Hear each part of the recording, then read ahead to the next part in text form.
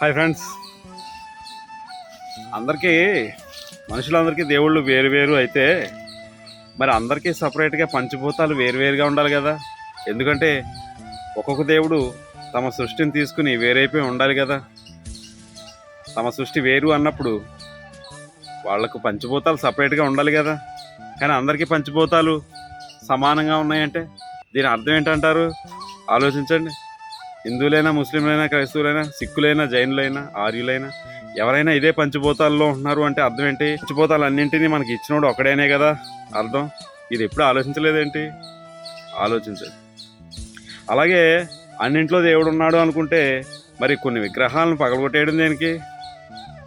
అది అందులో కూడా ఉన్నది ఆ దేవుడే కదా. మరి ఆ విగ్రహం పట్ల ద్వేషం ఎందుకు?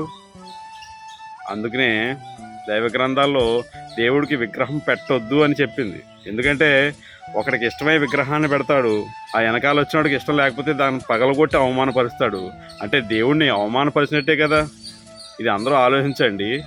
అందరికీ దేవుడు ఒక్కడే, ఆయన ఎప్పుడు అవమానపరచకూడదు అనుకుంటే ఆయనకి ఎలాంటి విగ్రహము పెట్టకూడదు. ఎందుకంటే ఒకడు ఇష్టపడతాడు, ఒకడు ఇష్టపడడు. అప్పుడు ఇష్టపడినోడు పెట్టిన విగ్రహాన్ని ఇష్టపడినోడు పగలగొడేస్తే ఇద్దరికీ పాపం వస్తుంది కదా. సో ఫ్రెండ్స్, ఆలోచించండి. అందుకనే మహర్షులు అంటే శ్రీరామచంద్రుడు, శ్రీకృష్ణుడు, సాయిబాబా, జీసస్ వీళ్ళందరూ ఏం చెప్పారంటే మేము అందరం గురువులం, మంచి గురువులం, మంచి మహర్షులం. మేము అందరం కూడా పైవాడిని మాత్రమే ఆరాధిస్తున్నాం, మీరు కూడా పైవాడిని మాత్రమే ఆరాధించండి, అందరికీ దేవుడు ఒక్కడని చెప్పేసి మన అందరినీ ఐక్యం చేసి వాళ్ళు వెళ్ళిపోయారు. మనం ఏం చేస్తున్నామంటే వీళ్ళను దేవుళ్ళు అనుకుని మనం అందరం మొక్కమొక్కలు అయిపోతున్నాం. ఆలోచించండి ఫ్రెండ్స్. పంచభూతాలన్నీ ఒకటే ఉన్నాయి అంటే భూమి, సూర్యుడు, చంద్రుడు, ఆకాశం, వర్షం, పండే పంట అన్నీ ఒకటే ఉన్నాయంటే వీటన్నింటినీ మనకి సరఫరా చేసేవాడు ఒక్కడే, ఆయనే పైవాడు. ఆయన్ని మాత్రమే ఆరాధించాలి, వీళ్ళందరినీ గౌరవించాలి. Thank you very much.